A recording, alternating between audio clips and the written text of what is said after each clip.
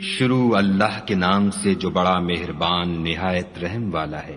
اے محمد صلی اللہ علیہ وآلہ وسلم، جو کپڑے میں لپٹ رہے ہو، رات کو قیام کیا کرو مگر تھوڑی سی رات، یعنی نصف رات یا اس سے کچھ کم یا کچھ زیادہ، اور قرآن کو ٹھہر ٹھہر کر پڑھا کرو۔ ہم ان قریب تم پر ایک بھاری فرمان نازل کریں گے۔ کچھ شک نہیں کہ رات کا اٹھنا نفس بہیمی کو سخت پامال کرتا ہے، اور اس وقت ذکر بھی خوب درست ہوتا ہے۔ دن کے وقت تو تمہیں اور بہت سے شغل ہوتے ہیں، تو اپنے پروردگار کے نام کا ذکر کرو اور ہر طرف سے بے تعلق ہو کر اسی کی طرف متوجہ ہو جاؤ۔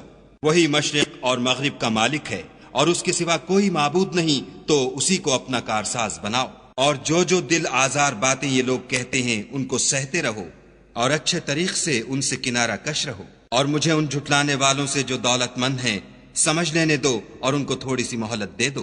کچھ شک نہیں کہ ہمارے پاس بیڑیاں ہیں اور بھڑکتی آگ ہے، اور گلو گیر کھانا ہے اور درد دینے والا عذاب ہے۔ جس دن زمین اور پہاڑ کانپنے لگیں اور پہاڑ ایسے بھربھرے گویا ریت کے ٹیلے ہو جائیں۔ اے اہل مکہ، جس طرح ہم نے فرعون کے پاس موسیٰ کو پیغمبر بنا کر بھیجا تھا، اسی طرح تمہارے پاس بھی محمد صلی اللہ علیہ وآلہ وسلم رسول بھیجے ہیں، جو تمہارے مقابلے میں گواہ ہوں گے۔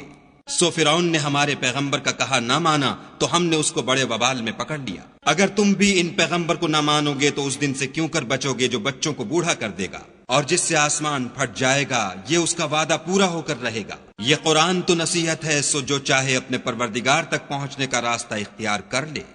تمہارا پروردگار خوب جانتا ہے کہ تم اور تمہارے ساتھ کے لوگ کبھی 2/3 رات کے قریب اور کبھی آدھی رات اور کبھی تہائی رات قیام کیا کرتے ہو، اور خدا تو رات اور دن کا اندازہ رکھتا ہے۔